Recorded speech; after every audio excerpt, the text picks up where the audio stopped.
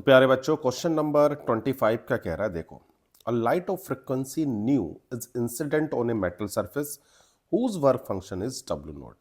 The kinetic energy of emitted electron is K if the frequency of incident light is double than the kinetic energy of emitted electron. तो आपके पास Einstein photo electric equation क्या कहती थी, सबसे पहले वो लिखो। हमारे पास E जो टोटल एनर्जी है वो E है, तो E इज इक्वल टू क्या होता था, work function plus kinetic energy, यही तो होती थी। इसका यूज करो, ठीक है। तो पहले केस में देखो उसने बोला कि काइनेटिक एनर्जी के है, तो वर्क फंक्शन आपका ये है ही, और फ्रिक्वेंसी आपकी जो इंसिडेंट है वो न्यू है, ठीक है भाई। तो हमने काइनेटिक एनर्जी निकाल दी, तो काइनेटिक एनर्जी कितनी हो जाएगी, तो ये हो जाएगी H nu minus W not. इसे आप इक्वेशन नंबर फर्स्ट दे दो, सही है इतनी बात। आगे क्या कहता है, if the frequency of incident light is double then the kinetic energy. अब जो काइनेटिक एनर्जी आ रही है उसको मैं के डैश नाम दे देता हूं। फ्रीक्वेंसी को आपने डबल कर दिया, वर्क फंक्शन तो बदलेगा नहीं क्योंकि भैया वर्क फंक्शन तो कांस्टेंट होता है। ये दूसरी इक्वेशन। अब क्या करते हैं, जो हमारी पहली इक्वेशन है और दूसरी इक्वेशन, इनको ध्यान से देखो। ये एच न्यू को मैं हटाना चाह रहा हूं, तो अगर मैं इक्वेशन नंबर फर्स्ट में 2 से मल्टीप्लाई करूं तो देखो क्या आएगा। इक्वेशन नंबर फर्स्ट में 2 से मल्टीप्लाई करने पर आपका आता है 2k is equal to 2h nu minus 2w naught, ठीक। अब आप क्या करो, इसे इक्वेशन नंबर थर्ड मान लो। अब थर्ड को और सेकंड को सब्ट्रैक्ट कर दो, ठीक है भाई।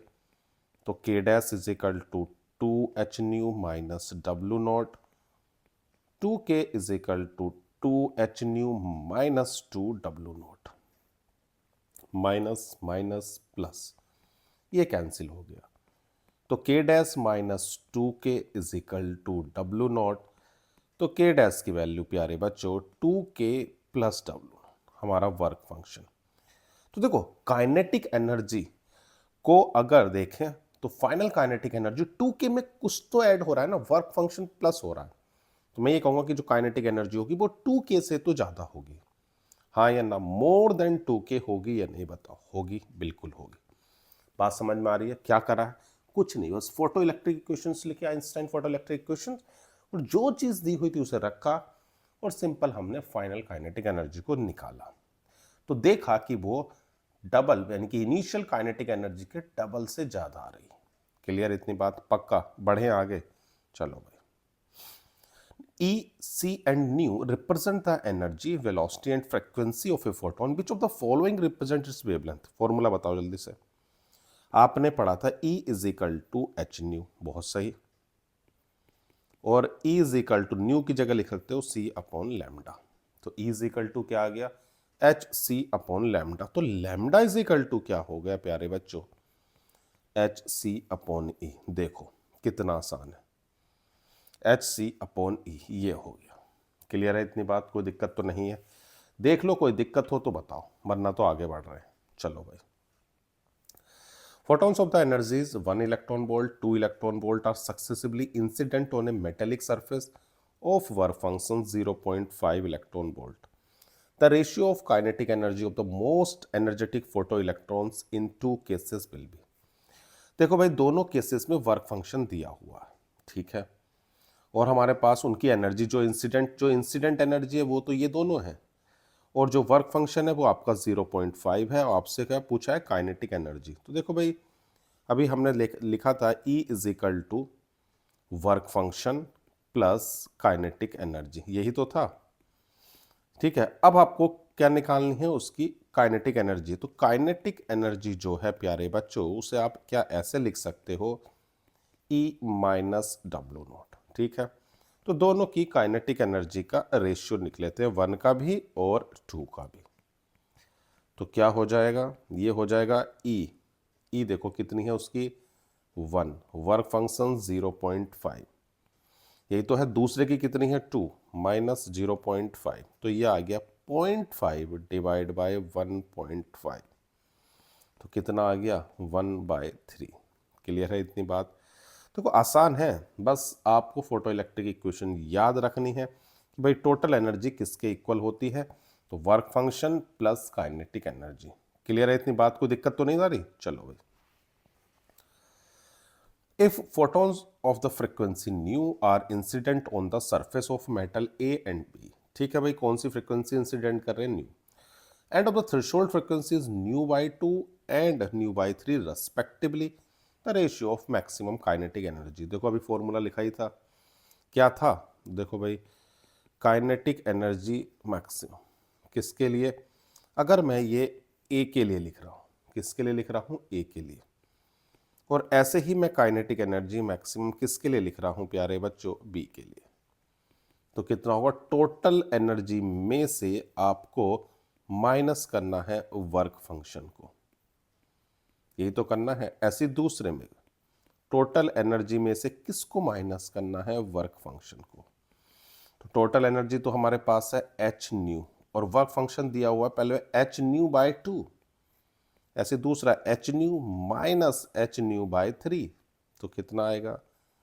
पहले में आ गया एच न्यू बाई 2, दूसरे में आएगा आपका 3 और 2, यानी 2 एच न्यू बाई 3। एलसीएम ले लोगे ना, तो एच न्यू से तो एच न्यू कैंसिल, तो आ जाएगा 3/4। ठीक है ना भाई, एलसीएम लिया इसकी 3 की, हाँ मल्टीप्लाई करी तो 3 H nu minus h new हो गया 2, और ये 2 आ गया नीचे, तो आपका हो जाएगा ये। अब देखो कोई ऑप्शन है क्या? हाँ जी बिल्कुल है, बी ऑप्शन। क्लियर है इतनी बात? तीनों क्वेश्चन आसान थे, आगे बढ़े। चलो भाई, the threshold wavelength of two photosensitive surface A and B are lambda 1 lambda 2 respectively, what is the ratio of work function? देखो वर्क फंक्शन क्या सिंपल, हमारे पास एच न्यू यानी 80/लैम्डा ही तो होगा भाई। जो आपका वर्क फंक्शन है क्या होता है?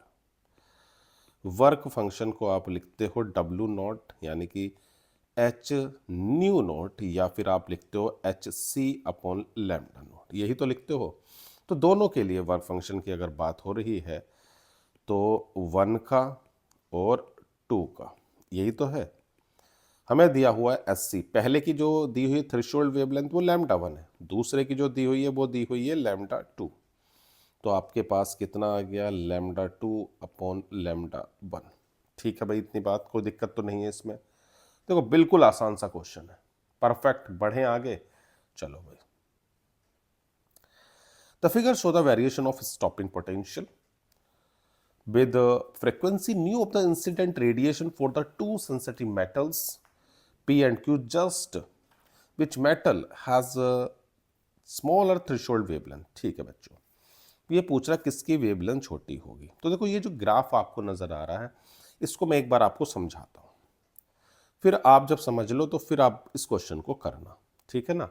ये ग्राफ एक्चुअल में आपका पोटेंशियल, वो स्टॉपिंग पोटेंशियल और फ्रिक्वेंसी, इन दो के बीच का ग्राफ है। पहले इस ग्राफ को समझो, ठीक है ना, बहुत आराम से। सबसे पहले क्या काम करोगे? क्वेश्चन लिख दो। तो आपके पास E इज इक्वल टू क्या था? Work function plus kinetic energy. ठीक है भाई, तो जो काइनेटिक एनर्जी है प्यारे बच्चों, उसे आप क्या लिख पा रहे हो? E माइनस वर्क फंक्शन लिख पा रहे हो। और काइनेटिक एनर्जी जो आपकी होती थी वो किसके इक्वल होती थी? Stopping potential. आप ऐसा लिख सकते हो ई वी नॉट, जहां पर वी नॉट आपका स्टॉपिंग पोटेंशियल है। सही बात है। तो आप लिख सकते हो e v naught is equal to e minus W naught.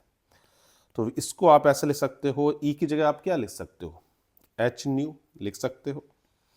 ठीक है, तो भाई आपके पास, और डिवाइड में दोनों के ई भेज दो, ये आ गया आपके पास। अब इसे ध्यान से आप कंपेयर करो, किससे? y is equal to m x plus c से कंपेयर। अब इसे ध्यान से देखो, जो ये आपके पास है, एक पर एक्सेस पर तो आपने क्या लिया हुआ है? क्या ले लिया? Stopping potential. y एक्सेस पर आपने स्टॉपिंग पोटेंशियल को ले लिया प्यारे बच्चों, और एक तरफ आपने फ्रीक्वेंसी को लिया।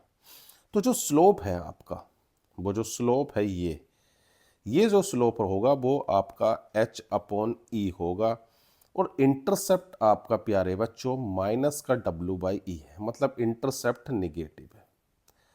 ठीक है भाई, इंटरसेप्ट कैसा है? तो भैया निगेटिव है। चलो यह हो गया, कहीं मान लो आप, यहाँ मान लो माइनस के W/E, और इंटरसेप्ट निगेटिव है, स्लोप पॉजिटिव है, तो आपको ग्राफ ऊपर की ओर कुछ ऐसा दिखाई देगा जाता हुआ, ये ठीक है, ये इसका स्लोप हो गया, और स्लोप इसका पॉजिटिव है। स्लोप की वैल्यू क्या है, H/E, ये स्लोप है। इंटरसेप्ट आपके सामने, और यहां पर जो होती है ये आपकी प्यारे बच्चों थ्रेशोल्ड फ्रीक्वेंसी है, न्यू नॉट थ्रेशोल्ड फ्रीक्वेंसी, यानी कि एक्स एक्सेस पर जो भी आपको कटिंग एंड इंटरसेक्टिंग पॉइंट मिलेगा वही आपकी थ्रेशोल्ड फ्रीक्वेंसी है। अब ग्राफ पर आओ, यहां पर आपको थ्रेशोल्ड फ्रीक्वेंसी मिल रही है दोनों की। अगर मैं बात करता हूं थ्रेशोल्ड फ्रीक्वेंसी किसकी, पी की, तो जो है वो है आपके पास 0.1 इंटू 10⁻15, यही तो है।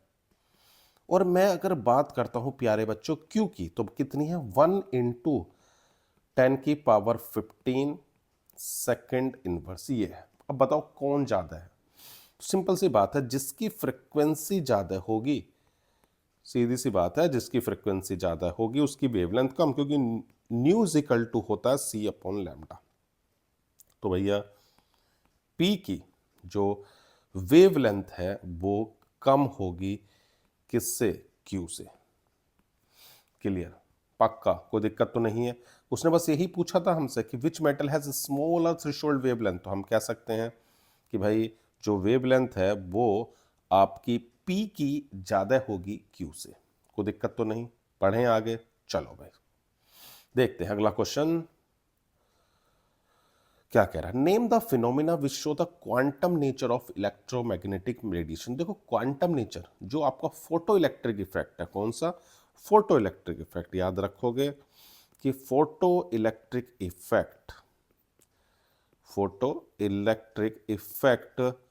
आपका शो करता है quantum nature. Photo electric effect show the quantum nature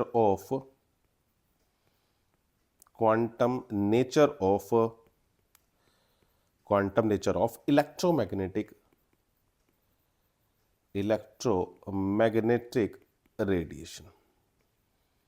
clear, इतनी बात याद रखोगे। क्वांटम नेचर कौन शो कर रहा है इलेक्ट्रोमैग्नेटिक, तो आप सिंपल से इफेक्ट बोलोगे, आपका फिनोमिना है फोटो इलेक्ट्रिक इफेक्ट। क्लियर, इतनी बात, कोई दिक्कत तो नहीं, पक्का, चलो भाई। The figure show velocity square versus 1/λ graph for photoelectrons emitted from a surface where Vm is the maximum speed of electron, lambda is the wavelength of incident radiation. Using this graph, an Einstein photoelectric equation obtain the expression for the Planck constant and work function. चलो भाई पहले तो इस graph की बात करते हैं। देखो आपके पास फोटो इलेक्ट्रिक इक्वेशन मतलब जो काइनेटिक एनर्जी है वो आपकी क्या होती थी, E माइनस वर्क फंक्शन, और E क्या है आपके पास h न्यू, ये तो है, और ये आपका वर्क फंक्शन। इसको आप क्या लिख सकते हो, इसको लिख सकते हो hc/λ, और इसको लिख सकते हो hc/λ0, और काइनेटिक एनर्जी को लिख सकते हो 12mvm², मैक्सिमम स्पीड। ठीक है, तो आप इसको ऐसे लिख सकते हो Vm² = 2hc। इस वाले टर्म को, ये जो 12m है उसे दूसरी तरफ भेज दिया दोनों के साथ, तो 2hc/mλ माइनस 2hc/mλ0। अब ग्राफ हम ड्रॉ किस किस के बीच में कर रहे हैं, पहले उन्हें देखो फिर आएंगे। तो ये तो हो गया y एक्सिस पर, और 2hc/m 1/λ और 2hc/m 1/λ0। तो आपके पास ये स्लोप हो गया है आपका। अगर आप कंपेयर करो किसके साथ, y = mx + c के साथ कंपेयर करो इसको। अगर मैं इसको y = mx + c के साथ कंपेयर करता हूं तो प्यारे बच्चों स्लोप देखो कितना है। तो भैया स्लोप आपको नजर आएगा 2hc/m, यही तो होगा। और क्वेश्चन में आपको स्लोप दिया हुआ है कितना, थीटा। जब भी स्लोप की बात होती है ना प्यारे बच्चों तो तुरंत tan आता है याद। tan क्या होता है, परपेंडिकुलर अपॉन बेस। तो 2hc/m = tan थीटा, तो h आ गया आपके पास m tan थीटा/d। 2c, ये आ गया आपके पास। चलो भाई, प्लांक कांस्टेंट की तो दिक्कत क्लियर हो गई, समझ में आ गया क्या करा, आइंस्टाइन इक्वेशन लिखी, उसकी मदद से हमने जिसके बीच में ग्राफ ड्रॉ करना था उसको फोकस कर रहे हैं। मैक्सिमम स्पीड का स्क्वायर और 1/लैम्डा के बीच में आपको ग्राफ ड्रॉ करना था, तो पहले इक्वेशन को उसी फॉर्म में लिख लिया, सीधी सी बात है। अब क्या कह रहा है, वर्क प्लांक कांस्टेंट तो निकल गया, अब बात आ रही है वर्क फंक्शन की। चलो भाई, अब वर्क फंक्शन पर आ जाते हैं। देखो वर्क फंक्शन होता क्या है, पहले वो लिखो। वर्क फंक्शन प्यारे बच्चों आपके पास है hc/λ0, यही तो है।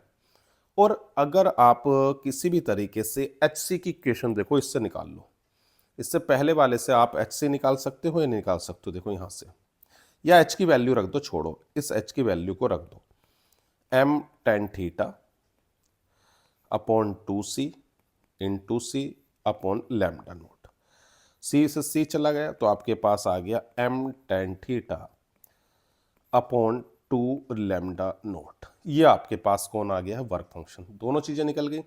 आपने सब देखो करना क्या, जब भी ग्राफ का क्वेश्चन आए तो आप सबसे पहला काम ये करें कि जो ग्राफ में आपको रिप्रेजेंट कर रहे हैं वाई एक्सेस और एक्स एक्सेस को, उन्हें बिल्कुल क्लियर कर लें। फिर जो भी एक्स का कोफिशिएंट आपको नजर आता है, मतलब y is equal to m x plus c से कंपेयर करके, उससे कंपेयर कर लो और फिर उसके बाद आप स्लोप निकालो। क्लियर है इतनी बात? तो क्वेश्चन आसान है, बहुत आसान है, बस आपको पता होना चाहिए ना स्टेप बाय स्टेप कि आप क्वेश्चन को कर कैसे रहे हैं। ठीक है ना, मतलब सबसे पहले ग्राफ, देखो ग्राफ के क्वेश्चन आते भी बहुत है, तो आप ग्राफिकल क्वेश्चंस में चाहे आपको प्लॉट करने को हो, चाहे आप कंपेयर करने को, आप सबसे पहले उसे स्टैंडर्ड फॉर्म में लाएं। अगर स्ट्रेट लाइन इक्वेशन तो y is equal to m x plus c से कंपेयर करें, तो आपको दो चीजें मिल जाती हैं, स्लोप और इंटरसेप्ट। फिर आपको जो पूछा जाए आप वो बता सकते हो। क्लियर है इतनी बात? चलो भाई देखते हैं नेक्स्ट क्वेश्चन। तो प्यारे बच्चों, क्वेश्चन नंबर 33 क्या कह रहा है, एक बार उसकी सुन लेते हैं। Why it is the frequency, not the intensity of light source that determine whether emission of photoelectrons will occur or not? Explain। देखो बच्चों, ये कह रहा फ्रीक्वेंसी ना कि इंटेंसिटी डिटरमाइन कर रही है कि किसी से इलेक्ट्रॉन निकलेंगे या नहीं। देखो बच्चों, आपको बताया गया था कि अगर आप किसी भी मेटल सरफेस पर, देखो ऐसे समझो कि ये एक मेटल सरफेस है, ये इलेक्ट्रॉन है, ठीक है, ऐसे और भी फ्री इलेक्ट्रॉन्स होंगे, और आप इस पर एक एनर्जी सोर्स को इंसिडेंट कर रहे हो और इसको बाहर निकलना है। तो देखो इसको मैंने आपको बताया था कि एनर्जी डिपेंड कर रही है फ्रीक्वेंसी पर। अब अगर आप थ्रेशोल्ड फ्रीक्वेंसी से नीचे फ्रीक्वेंसी को अगर आप डालोगे, इस पर इंसिडेंट करोगे, फॉल करोगे, तो इलेक्ट्रॉन फ्री नहीं हो पाएंगे, क्योंकि इलेक्ट्रॉन को फ्री होने के लिए एक मिनिमम अमाउंट ऑफ एनर्जी की रिक्वायरमेंट है, तभी इलेक्ट्रॉन फ्री हो सकता है। इंटेंसिटी बढ़ाने से नंबर ऑफ फोटो इलेक्ट्रॉन्स तो बढ़ जाते हैं, कितने निकल रहे हैं, लेकिन निकलेगा इलेक्ट्रॉन वो इस बात पर डिपेंड कर रहा है प्यारे बच्चों कि आपने कितनी एनर्जी को इंसिडेंट किया है, और एनर्जी डिपेंड करती है फ्रीक्वेंसी पर। बात क्लियर है? तो आपके पास है E is equal to h nu, ये आपके पास है, और जो आपका वर्क फंक्शन है वो आपका होता है एच न्यू नोट, जहां पर न्यू नोट एक थ्रेशोल्ड फ्रीक्वेंसी है। तो इसके नीचे तो इलेक्ट्रॉन निकलेंगे ही नहीं, तो हम ये कह सकते हैं below threshold frequency, below threshold frequency new note, energy of photon, energy of photon is less, energy of photon is less than work function, less than work function of metal surface। Clear है इतनी बात कि वो metal surface पर आप जो energy incident कर रहे हो, अगर वो वर्क फंक्शन से कम है तो इलेक्ट्रॉन नहीं निकलेंगे, यानी कि आपको एक मिनिमम अमाउंट ऑफ एनर्जी तो देनी ही पड़ेगी। क्लियर है इतनी बात? तो हम कह सकते हैं that is less than, that is less than minimum, less than minimum amount of energy, less than minimum amount of energy required required to liberate electron, required to liberate an electron. बात समझ में आ गई? कोई दिक्कत तो नहीं है कि अगर आपको इलेक्ट्रॉन को निकालना है तो आपको थ्रेशोल्ड लेवल से ऊपर फ्रिक्वेंसी से आपको फ्रिक्वेंसी इंसिडेंट करनी पड़ेगी, उस फ्रिक्वेंसी से ऊपर आपको चाहिए कि आप एनर्जी दो तो इलेक्ट्रॉन निकलेगा। ठीक है, इतनी बात, कोई दिक्कत तो नहीं है। चलो भाई बढ़ते हैं आगे। Can I figure show the stopping potential for the photoelectrons versus 1 upon lambda graph for two metals A and B, lambda being the wavelength of incident? Okay. How is the value of Planck constant determined from the graph?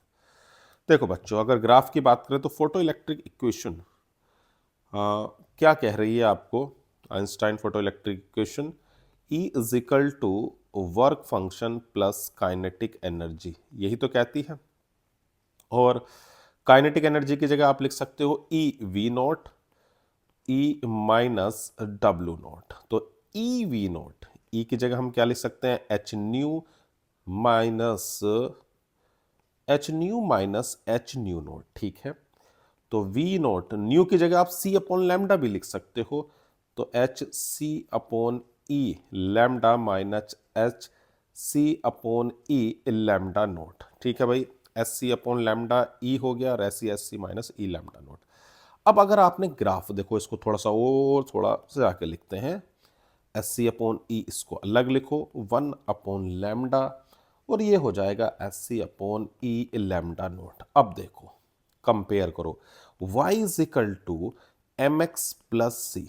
तो अगर आप ध्यान से देखोगे ना प्यारे बच्चों, तो ये चीज जो है ये आपका स्लोप है और ये आपका प्यारे बच्चों इंटरसेप्ट है। क्लियर है इतनी बात? इंटरसेप्ट और स्लोप समझ में आ रहा है। तो स्लोप क्या हुआ? स्लोप हो गया एच सी अपॉन ई और इंटरसेप्ट हो गया minus h c upon e lambda note. ठीक है भाई, स्लोप तो आ गया। अब आप स्लोप आपको पता है तो आप प्लांक कांस्टेंट निकाल सकते हो बहुत आसानी से। ठीक है ना भाई, अगर आपको स्लोप पता है तो आप प्लांक कांस्टेंट निकाल सकते हो। ठीक, ओके। आगे क्या कहता है?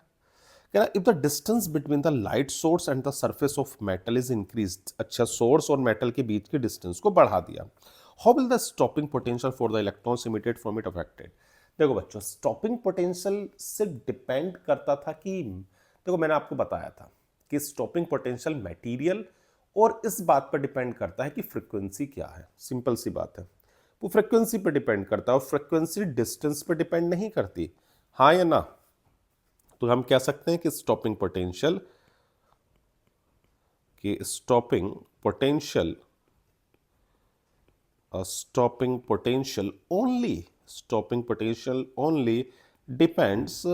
only depends on the frequency of the incident light,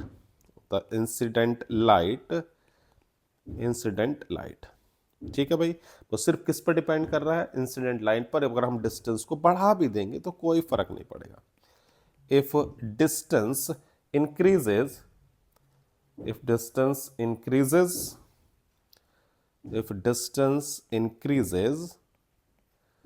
it does not affect the stopping potential,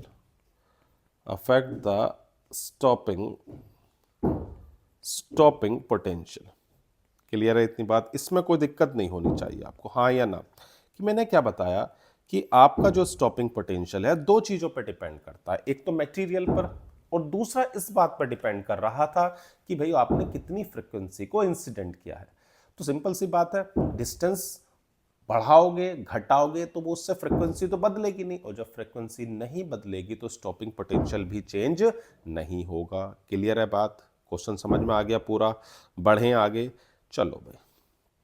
right to main observation of photoelectric effect experiment which could only be explained by the Einstein photoelectric equation। देखो बच्चों, किसी भी surface से, किसी भी metal surface से अगर electron निकल रहे हैं तो वो इस बात पर डिपेंड करते हैं कि आपने किस एनर्जी को, कितनी अमाउंट एनर्जी को इंसिडेंट किया है। अगर वो एनर्जी एक थ्रेशोल्ड लेवल से नीचे है तो आपका इलेक्ट्रॉन एमिट नहीं हो सकता। तो पहली बात क्या समझ में आई कि the emission of electron, first point बता रहा हूं मैं आपको प्यारे बच्चों कि पहला पॉइंट है आपके पास the emission of electron, the emission of photo electron, the emission of photoelectrons take place only when the frequency of incident radiation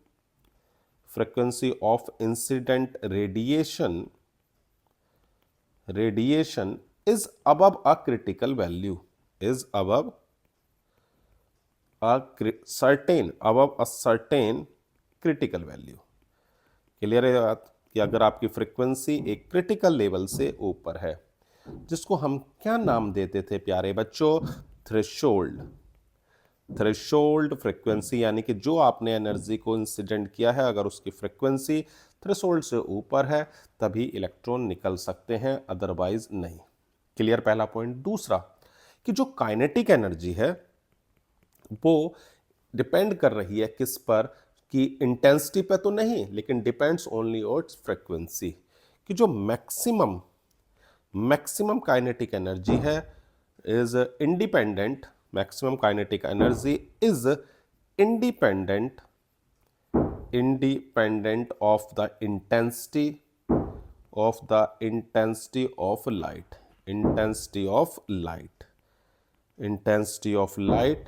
and depends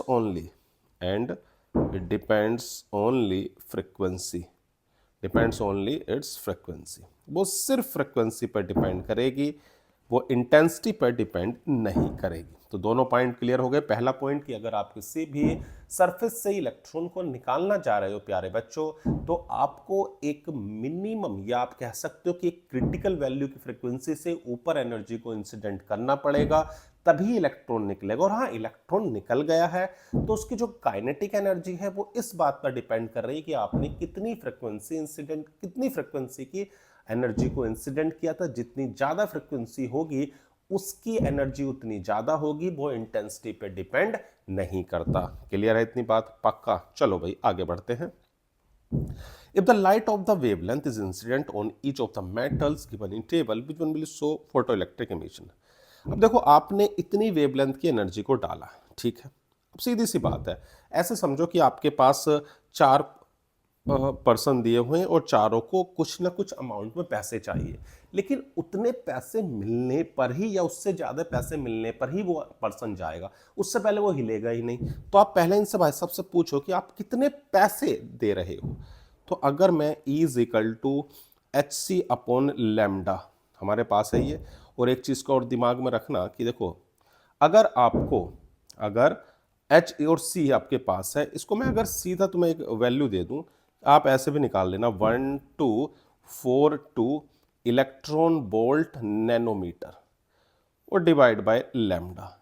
lambda भी किसमें? नैनोमीटर में। आप चाहो तो इस फॉर्मूले को भी याद रख लेना, क्योंकि देखो क्या होता है ना कभी कभी कि पहले H की वैल्यू रखो, फिर C की वैल्यू रखो, फिर उसको आप 1.6 इंटू 10⁻⁻19 से डिवाइड करो, फिर आप इलेक्ट्रॉन वोल्ट में सीधा याद रख लो, क्या दिक्कत है। तो 1242 को डिवाइड कर दो आप सीधा 412.5 से, तो ये लगभग आपका 3 इलेक्ट्रॉन वोल्ट आ जाएगा। ठीक है भाई, इतनी बात, कोई दिक्कत तो नहीं है। चलो भाई, तो आपके पास 3 इलेक्ट्रॉन वोल्ट आ गई। ठीक है, अब देखो मतलब समझ लो कि एक आदमी को 3 रुपए चाहिए थे, मतलब 3 रुपए हम दे रहे हैं। तो अब देखो कौन कौन से पर्सन ऐसे हैं जिनको 3 से कम रुपए चाहिए थे या 3 रुपए। तो यहां पर अगर आपको ध्यान से देखो तो नजर आएगा, एक तो हो गया सोडियम और एक पोटेशियम। सिर्फ वही 2 ऐसे हैं जिनका वर्क फंक्शन इससे कम है, बाकी सबका वर्क फंक्शन इससे ज्यादा है। तो सिंपल सी बात है, जिसका वर्क फंक्शन कम होगा वही किससे कम होगा? तो भैया आपका किससे? 3 से, सॉरी 3 से अगर कम होगा तो ही आपका इलेक्ट्रॉन निकल पाएगा। तो हम ये कह सकते हैं कि सोडियम और पोटेशियम ऐसे हैं जिनका वर्क फंक्शन जो हमने एनर्जी को इंसिडेंट किया उससे कम है, तो हमारे सोडियम और पोटेशियम निकल जाएंगे, बाकी हमारे कैल्शियम और मोलिब्डेनम नहीं निकलेंगे। क्लियर इतनी बात? चलो भाई आगे बढ़ते हैं। Using the graph show in the figure of stopping potential versus the incident frequency of photons, calculate the Planck constant. Graph किस किस के बीच में है पहले वो देखो। ग्राफ आपका बोल्ट, ठीक है भाई, और फ्रिक्वेंसी के बीच में है, बोल्ट और फ्रिक्वेंसी। चलो भाई, अब अगर आप ध्यान से देखो तो आपके पास जो फोटो इलेक्ट्रिक इक्वेशन आपके पास थी तो वो E is equal to work function plus kinetic energy थी। तो काइनेटिक एनर्जी को मैं लिख सकता हूँ EV is equal to E minus W naught. ठीक है भाई, ये आपके पास आ गया ग्राफ, और इसको आप एच न्यू भी लिख सकते हो। तो V is equal to h upon e into nu minus W nought by e. अगर आप ध्यान से देखो तो मैं अगर ग्राफ ड्रॉ कर रहा हूं तो y is equal to m x plus c से कंपेयर करूं तो मेरे को जो स्लोप नज़र आ रहा है ना प्यारे बच्चों, वो स्लोप नज़र आ रहा है h अपॉन ई। मतलब इस ग्राफ का जो स्लोप होगा वो h अपॉन ई के इक्वल होगा। सीधी सी बात है। तो आप कुल मिला के h और e यानी कि ये तो है, ये स्लोप निकाल लो। स्लोप के लिए आपको चाहिए 2 पॉइंट, ठीक है। एक पॉइंट तो आपको दिया हुआ है कि जब वोल्टेज 1.23 है तो फ्रिक्वेंसी ये है।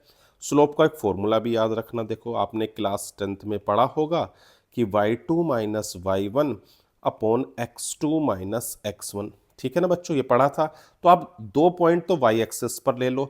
तो एक तो मैं ये ले लेता हूँ 1.23 और दूसरा मैं यहाँ पर ले लेता हूँ, ये जो फ्रिक्वेंसी दी हुई ना 4 और 6 के बीच में 5 है। एक फ्रिक्वेंसी तो 5 ले ली और एक 8 ले ली।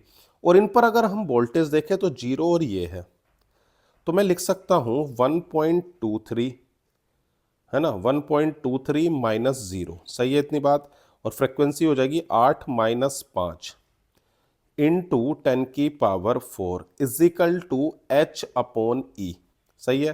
तो h की वैल्यू आ जाएगी, कितनी हो जाएगी देखो, 1.6 इंटू 10 की पावर माइनस 19 इंटू 1.23 और डिवाइड में हो जाएगा 3 इंटू 10 की पावर 4। अगर आप इसको डिवाइड करोगे तो देखो सबसे पहले तो आप मल्टीप्लाई कर लो, किसकी मल्टीप्लाई कर लो, 1.23 की मल्टीप्लाई करो किससे, आप 1.6 से, और जो भी आया उसे आप डिवाइड कर दो 3 से। तो लगभग प्यारे बच्चों ये आपका 6 पॉइंट, देखो आपके पास क्या क्या है वो भी चीज़ देखो आप। हाँ, एक चीज़ और इसमें देखो आप करेक्ट कर लेना, इसमें शायद ये मिसप्रिंट है। ये जो फ्रिक्वेंसी आपको दी हुई है ना, ये 10 टू पावर 4 नहीं प्यारे बच्चों, ये 10 की पावर 14 करना आप इसको, क्योंकि ये इसमें मिसप्रिंट है ज़रूर, क्योंकि फिर बहुत ही पावर का डिफरेंस आएगा, ठीक है ना। तो आप इसको 10 टू पावर 14 जब करोगे यहाँ पर तो ये आपकी 19 और 14 कितना हो गया, 33। अच्छा, तो ये आपका 6.56 इंटू 10 की पावर माइनस 34 आएगा। देखो आप पावर से सही आ रही, तो आप इसको करेक्ट कर लेना, यहाँ 10 टू पावर 4 की जगह 10 की पावर 14 कर लेना, ठीक है ना, क्योंकि फिर h की वैल्यू उस 6 पॉइंट कुछ की रेंज में नहीं आ पाएगी, ठीक है ना।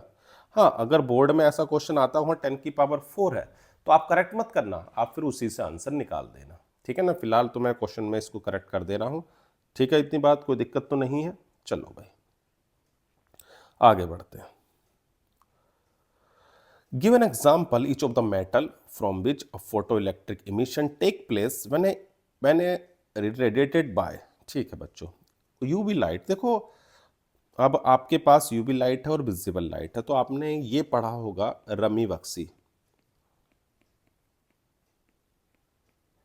ठीक है। ये R4 इसमें radio wave, microwave, infrared, visible, UV, x rays और गामा रेज, यानी कि इस ऑर्डर में इसकी जो एनर्जी है वो बढ़ रही है, ठीक है ना। इस ऑर्डर में एनर्जी क्या है, बढ़ रही है ये, ठीक है ना।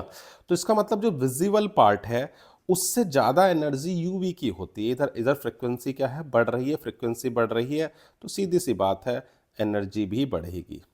तो जो विजिबल वाला पार्ट होता है ना उसकी एनर्जी कम होती है, तो उसके लिए ऐसी मेटल चाहिए जैसे सोडियम या लिथियम, और जो यूवी वाली है उसकी की जो एनर्जी होती है ज़्यादा होती है। तो आप उससे जिंक और कैडमियम, तो देखो अगर मैं यूवी की बात करूं तो आप याद रख लेना कि जो आपके पास है तो आप जिंक या कैडमियम कर सकते हैं, क्योंकि भैया एनर्जी ज़्यादा आप और विजिबल है तो सिंपल तुम्हारा लिथियम हो सकता है, सोडियम हो सकता है, ये कर सकते हैं। ठीक है ना इतनी बात। अब सेकंड पार्ट क्या कहता है कि the work function of the metal is 4.5 electron volt, find frequency of light to be use to eject electrons from the metal surface with a maximum kinetic energy. Okay, तो आपसे क्या दिया हुआ है, वर्क फंक्शन भी दिया हुआ है और उसकी एनर्जी भी दी हुई है। चलो भाई, तो सबसे पहले काइनेटिक एनर्जी को आप बदल लो इलेक्ट्रॉन वोल्ट में, ठीक है ना। तो वर्क फंक्शन में तो कोई दिक्कत ही नहीं है, वर्क फंक्शन तो आपको 4.5 इलेक्ट्रॉन वोल्ट दिया हुआ है, पर काइनेटिक एनर्जी जो है ना वो अरे बच्चों 6.06 इंटू 10 की पावर -19। तो आप इसे डिवाइड कर दो 1.6 इंटू 10 की पावर -19 से, तो ये आ जाएगा आपका 3.78। ठीक है, इतने इलेक्ट्रॉन वोल्ट, और आपके पास E इज इक्वल टू होता था work function plus kinetic energy. ठीक है ना, तो आपके पास वर्क फंक्शन तो है ही 4.50, काइनेटिक एनर्जी भी है 3.78, ऐड करके आएगा 8.28 इलेक्ट्रॉन वोल्ट। ठीक है, और E इज इक्वल टू क्या होता है, तो भैया एच न्यू, हाँ या ना। तो आप इसको सिंप्लीफाई कर लो। ठीक है ना, देखो अब तुम्हारे पास ये इलेक्ट्रॉन वोल्ट में है, तो आप इसको चेंज कर सकते हो किस में, चलो भाई अगर मैं जूल में बदलना चाहूँ इसको तो क्या करूँगा, एनर्जी को तो 8.28 में मल्टीप्लाई कर दो 1.6 इंटू 10 की पावर -19 से। ठीक है ना, ये होगी, और इसको आप डिवाइड कर दोगे किससे, H मतलब 6.6 इंटू 10 की पावर -34 से। तो यहाँ से आपकी फ्रिक्वेंसी आ जाएगी। तो करना क्या है, सबसे पहले 8.28 है, मतलब हम उसे बदल किस में रहे, देखो इलेक्ट्रॉन वोल्ट में थी तो मैं उसको जूल में ला रहा हूँ, तो किससे मल्टीप्लाई करके 1.6 इंटू 10 की पावर, और आप इसको अगर सोल्व करोगे तो ये लगभग आपके पास 2 इंटू 10 की पावर कितनी हो जाएगी, ये आपको 15 इतनी हर्ट्स आ जाएगी। ठीक है ना, एक बार सिंप्लीफाई करके देखना, यही आएगा।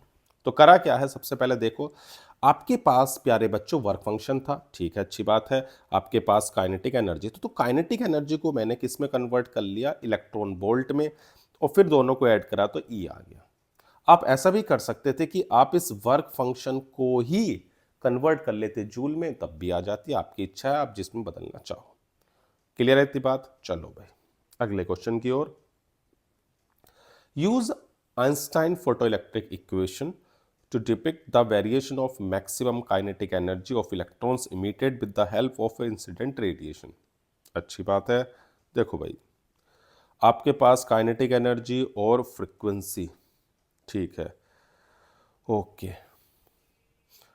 किस किस के, देखो उसने बोला use Einstein photoelectric equation depict the variation of maximum kinetic energy of electrons with the frequency of incident radiation. देखो भाई अभी आपके पास इक्वेशन क्या थी, E is equal to work function plus kinetic energy, तो जो काइनेटिक एनर्जी है वो आपको दी हुई है, तो आप लिख सकते हो E इज इक्वल टू होता है एच न्यू माइनस E।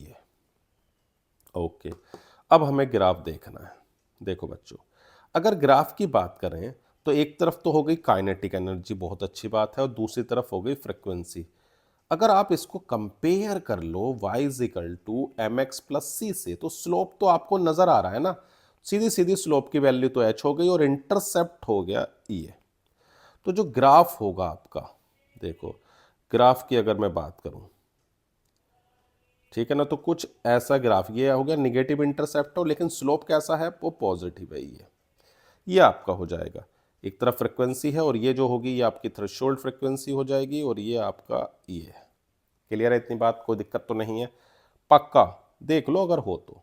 चलो भाई क्या पार्ट कह रहा है इसका अगला, a photo sensitive surface is illuminated with a beam of yellow light, red light, both have the same intensity, in which case photoelectrons have more kinetic energy and more number of electrons be emitted. Justify your answer. देखो बच्चों, पहले आप सबसे पहले ये सोचो, देखो अब येलो है और रेड है, किसकी? आपने पढ़ा था ना विबग्योर, याद आ रहा है कुछ या नहीं आ रहा? VIEGYOR, ये येलो है और ये रेड है।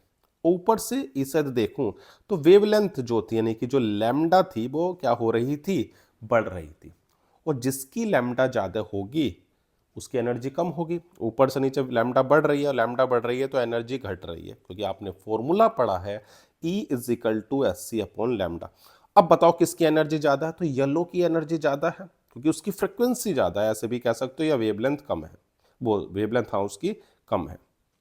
तो आप ये कह सकते हो कि येलो लाइट जो है, yellow light has high frequency, या आप कह सकते हो कि उसकी फ्रिक्वेंसी ज़्यादा है। अब फ्रिक्वेंसी ज़्यादा होगी तो सीधी सी बात है एनर्जी ज़्यादा होगी, और एनर्जी ज़्यादा होगी, जिसकी एनर्जी ज़्यादा होगी, वर्क फंक्शन तो सेम है ही, तो उसकी काइनेटिक एनर्जी भी ज़्यादा होगी। ठीक है ना, ये हम कह सकते हैं तो किसकी ज़्यादा है? येलो की। तो yellow will emit photo electrons having more kinetic energy. चलो भाई अगला क्या कह रहा है? मोर नंबर ऑफ इलेक्ट्रॉन्स। देखो भाई इंटेंसिटी जो है किसकी है? सेम है दोनों की, तो इंटेंसिटी तो सेम ही है, तो भैया नंबर ऑफ फोटो इलेक्ट्रॉन्स भी सेम होंगे। तो हम ये कह सकते हैं सेकंड पार्ट इसका कि number of photo electrons emitted per second is directly proportional to intensity. Number of photo electrons, number of photoelectrons emitted, number of photoelectrons emitted per second is directly proportional to intensity of light। ठीक है भाई, intensity के proportional है, और दोनों की yellow light और red light दोनों की इंटेंसिटी सेम है, तो इसका मतलब same number of electrons emitted होंगे। क्लियर है? पक्का? कोई दिक्कत तो नहीं है? देख लो, अगर कोई दिक्कत हो तो बताओ। चलो भाई अगले क्वेश्चन की ओर बढ़ते हैं। The maximum kinetic energy of photoelectrons emitted is double when the wavelength of light is incident on the photosensitive surface changes from lambda 1 to lambda। ठीक है भाई, उसने बोला जो काइनेटिक एनर्जी है वो डबल हो गई अगर उसकी वेवलेंथ इतने से। ठीक है, deduce expression for threshold wavelength, work function for the metal surface in terms of lambda 1 and lambda 2। चलो भाई देखो, फॉर्मूला तो हमारे पास है, क्या है हमारे पास? फॉर्मूला है E = work function plus kinetic energy, यही तो है, हाँ या ना? तो अब मैं इसको ऐसे लिख सकता हूं, देखो E यानी कि HC upon lambda = work function plus के मैक्स, ये आपके पास इक्वेशन है। पहला केस वेवलेंथ के लिए ले लेते हैं, HC अपॉन लैम्डा 1, और आपके पास ठीक है, हमसे क्या क्या पूछा है पहले वो देखो। हमसे वर्क फंक्शन को चलो ये ले लेते हैं, और काइनेटिक एनर्जी, ठीक है भाई, एक में के ले लिया, एक वर्क फंक्शन हो गया। ठीक, दूसरे में SC upon lambda 2, kinetic energy double, ठीक है, वर्क फंक्शन तो बदलेगा ही नहीं। ये दो इक्वेशन है। ठीक है, अगर मैं इन दोनों इक्वेशन को, देखो हमें चाहिए deduce expression for threshold wavelength, threshold wavelength, ठीक है, तो भाई हमें क्या करना है? थ्रेशोल्ड वेवलेंथ निकालने के लिए मैं पहले वर्क फंक्शन निकाल लेता हूं। अगर मैं पहली इक्वेशन में 2 से मल्टीप्लाई कर दूं, 2 से मल्टीप्लाई करते हैं चलो, तो वर्क फंक्शन तो आ ही जाएगा ना। पहली इक्वेशन में 2 से मल्टीप्लाई करें, बहुत बढ़िया, 2k plus 2W0 HC upon lambda 2 2k plus W0। तो अगर मैं इनको माइनस कर दूं तो माइनस करने पर क्या होगा? ये माइनस, ये माइनस, ये माइनस, तो ये कट जाएंगे, और आपके पास प्यारे बच्चों वर्क फंक्शन आ जाएगा। W0 कितना आएगा? 2HC upon lambda 1, 2HC upon lambda 1 minus कितना है? HC अपॉन लैम्डा 2, ये है। ठीक है, तो मैं यहाँ से कॉमन ले लेता हूँ HC को, तो आपके पास मिलेगा 2 अपॉन लैम्डा 1, 1 अपॉन लैम्डा 2। तो HC तो हो गया आपके पास 2 lambda 2 minus lambda 1 upon lambda 1 lambda 2। ये आपके पास वर्क फंक्शन आ गया। बहुत बढ़िया। अब हमें थ्रेशोल्ड निकालनी है, तो भाई मैं इस वर्क फंक्शन की जगह लिख सकता हूं h c upon lambda, lambda threshold, तो h c to lambda 2 minus lambda 1 upon lambda 2, ये हो गया। एस से एस से भी चला गया, तो लैम्डा थ्रेशोल्ड आपके पास आ जाएगा lambda 1 lambda 2 upon 2 lambda 2 minus lambda 1, ये आ गया। चलो भाई, इसमें तो कोई दिक्कत वाली बात ही नहीं है। क्या करा हमने? सिंपल, हमारे पास जो एनर्जी है वो आपके पास क्या है, work function plus kinetic energy. हमने क्या करा, एक बार वेवलेंथ लैम्डा 1 ली, तब काइनेटिक एनर्जी के है, वेवलेंथ लैम्डा 2, तो काइनेटिक एनर्जी 2 के। इसको दोनों इक्वेशन को सिंप्लीफाई कर हमने वर्क फंक्शन निकाला, वर्क फंक्शन की मदद से वेवलेंथ आ गई। कोई दिक्कत तो नहीं? पक्का? चलो भाई बढ़ते हैं आगे। How does one explain the emission of electrons from the photosensitive surface with the help of Einstein photoelectric equation? देखो, आइंस्टाइन फोटोइलेक्ट्रिक इक्वेशन की अगर मैं बात करता हूं प्यारे बच्चों, तो एनर्जी इज इक्वल टू क्या है, work function plus maximum kinetic energy. अगर आप देखो तो जो ये काइनेटिक एनर्जी है, आप बचपन से पढ़ते आ रहे हो कि काइनेटिक एनर्जी कभी भी निगेटिव नहीं हो सकती, हाँ या ना? तो मैं अगर इसे H nu minus work function, kinetic energy is always positive, हाँ या ना? तो काइनेटिक एनर्जी अगर नॉन निगेटिव है तो इसका मतलब ये तभी तो पॉसिबल हुआ जब ये वाली वैल्यू इससे बड़ी हो, मतलब H new is greater than W note, तभी तो नॉन निगेटिव वैल्यू मिलेगी, हाँ या ना? तो क्लियर है बात। और ये तो आपको पता ही है डब्ल्यू नोट होता कितना है। तो इसका मतलब यह है कि अगर आपके पास जो भी एनर्जी है वो अगर वर्क फंक्शन से ज्यादा है तभी ही फोटो इलेक्ट्रिक इमिशन हो सकता है, उससे नीचे नहीं। ये चीज यही तो दिखा रही है कि अगर आप ऐसे ऐसे लिख दो, एच न्यू वर्क फंक्शन को आप लिख सकते हो एच न्यू नॉट, तो ये बात बता रही है कि जो भी आपने एनर्जी को इंसिडेंट किया है उसकी फ्रिक्वेंसी किससे ज्यादा हो, थ्रेशोल्ड फ्रिक्वेंसी से, वरना कोई भी इमिशन नहीं होगा। क्लियर इतनी बात? चलो सेकंड पार्ट क्या कह रहा है, the work function of the following metals, which of this metal will not cause photo electric emission for the radiation of wavelength. ठीक है भाई, हमें मतलब कहने का मतलब है वेवलेंथ दी हुई है और ये पूछा गया है कि बताओ इनमें से कौन सा आपको इमिशन नहीं देगा। तो सबसे पहले क्या काम करो, इस वेवलेंथ से एनर्जी को निकाल लो, जो आपको 3300 एंगस्ट्रोन दे रखी ना वेवलेंथ, कितनी, 3300। तो आपके पास फॉर्मूला तो है is equal to h c upon lambda. H मतलब 6.63 इंटू 10 की पावर माइनस 34, और सी आपके पास है 3 इंटू 10 की पावर 8 अपॉन 3300 एंगस्ट्रोन है। चलो भाई, अगर आप इसको सिंप्लीफाई करो तो कितना आएगा ये? अगर मैं इसको सिंप्लीफाई करूं तो प्यारे बच्चों ये तो देखो कैंसिल हो गया, 1100, ठीक है भाई, और 18, और ये आ जाएगा लगभग 6.03 इंटू 10 की पावर माइनस 19, ये आएगा।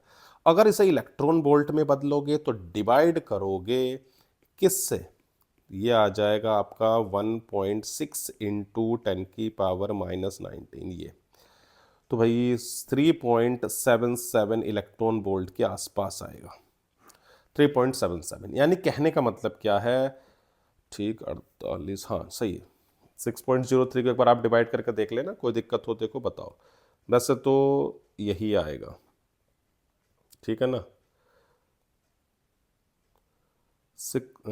हमारे पास है 6 पॉइंट, एक सेकेंड देख लेते हैं चेक करके, कितना, 6.03 डिवाइड बाय है 1.6, चलो हाँ इतना सही है।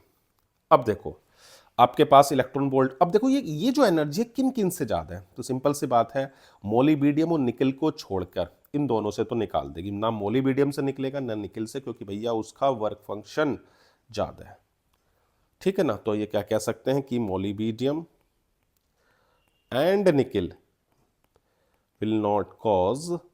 will not cause photo electric emission, इसमें फोटो इलेक्ट्रिक इमिशन नहीं होगा। क्लियर इतनी बात, इसमें कोई दिक्कत? चलो भाई बात समझ में आ गई। आगे क्या कहता है, what happens if the laser source is brought near and place 50 centimetre away. देखो बच्चों, अगर मैं डिस्टेंस की बात करूं तो डिस्टेंस बदलने से फ्रिक्वेंसी तो नहीं बदलती, क्योंकि आपकी इलेक्ट्रॉन का निकलना सिर्फ फ्रिक्वेंसी पर डिपेंड कर रहा है, तो इस पर डिस्टेंस का कोई फर्क नहीं पड़ेगा। Photo electric emission will not affect, the depends only on work function and threshold frequency. Clear है इतनी बात? पक्का? चलो भाई आगे बढ़ते हैं। State two important features of Einstein photo electric equation. देखो भाई, आइंस्टाइन फोटो इलेक्ट्रिक इक्वेशन सबसे पहले तो देखो ये कह रही है कि आपको किसी भी मेटल सरफेस से अगर आपको इलेक्ट्रॉन को निकालना है तो आपको एक क्रिटिकल वैल्यू या थ्रेशोल्ड फ्रिक्वेंसी से ऊपर फ्रिक्वेंसी को, एनर्जी की को इंसिडेंट करना पड़ेगा। पहली बात तो ये हो गई, फर्स्ट पॉइंट, कि भाई below threshold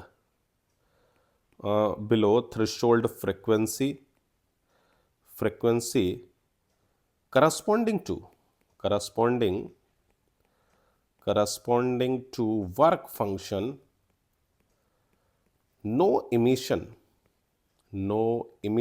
of photo electrons take place. चलो भाई पहली बात तो क्लियर होगी कि भैया इलेक्ट्रॉन्स नहीं निकलेंगे, बात क्लियर है क्या? हाँ या ना? चलो भाई दूसरी बात कि भाई जो आपके नंबर ऑफ फोटॉन्स हैं वो डिपेंड्स करते हैं सिर्फ और सिर्फ इंटेंसिटी पर, फ्रिक्वेंसी पर डिपेंड नहीं करते। पहली बात तो ये थी। दूसरी बात ये है कि भाई as the number of photons of light, photons in light depend on its intensity। ठीक है भाई, किस पर डिपेंड कर रहे हैं? तो इंटेंसिटी पर डिपेंडेंसी है, फ्रिक्वेंसी पर नहीं है। ठीक है ना? देखो अगर आप फ्रिक्वेंसी को बढ़ाओगे, क्या करोगे? अगर आप फ्रिक्वेंसी को बढ़ाओगे तो सिर्फ आपकी काइनेटिक एनर्जी बढ़ेगी, ठीक है ना? उससे ये नहीं होगा कि आपके नंबर ऑफ फोटॉन्स बढ़ रहे हैं, इमिटेड जो हो रहे हैं पर सेकंड वो बढ़ जाएंगे, नहीं। क्लियर है इतनी बात? इसमें तो कोई दिक्कत नहीं। चलो भाई अब क्या कह रहा है कि radiation of frequency 10 to the power 15 hertz is incident on two photosensitive surface P and Q. There is no photo emission from surface P. Photo emission occur from the surface Q, but photoelectrons have zero kinetic energy. Explain. देखो बच्चों, ये कह रहा है कि P से तो electron नहीं निकल रहे हैं, इसका मतलब यह है कि जो P का वर्क फंक्शन है वो उस एनर्जी से ज्यादा है। क्लियर है इतनी बात? जो फ्रिक्वेंसी आपने इंसिडेंट की है वो उसकी थ्रेशोल्ड फ्रिक्वेंसी से कम है। Q में ऐसा पॉसिबल है, लेकिन उसने कहा है कि उसकी फ्रिक्वेंसी, उसने बोला ना कि Q, but photo electrons have zero kinetic energy, मतलब जो आपने एनर्जी इंसिडेंट की है वो उसके सिर्फ थ्रेशोल्ड लेवल के ही बराबर है। ठीक है ना? कोई दिक्कत तो नहीं। किसके बराबर है? थ्रेशोल्ड के। तो आप कह सकते हो कि भाई जो क्यू है उसका वर्क फंक्शन इतना ही होगा। चलो भाई, and explain the observe and value of the work function, ये भी बता देते हैं भैया कि हम क्या कह रहे हैं सेकंड पार्ट में, कि भाई below threshold frequency, threshold frequency, देखो उसने बोल दिया है साफ साफ कि भैया पी से इलेक्ट्रॉन नहीं निकल रहे हैं, तो below threshold frequency no emission take place, कोई इमिशन नहीं हो रहा है। क्यों नहीं हो रहा है? कि जो फ्रिक्वेंसी है वो कम है। जो फ्रिक्वेंसी आपने दी है, frequency of incident radiation, frequency of incident radiation is less than the threshold frequency,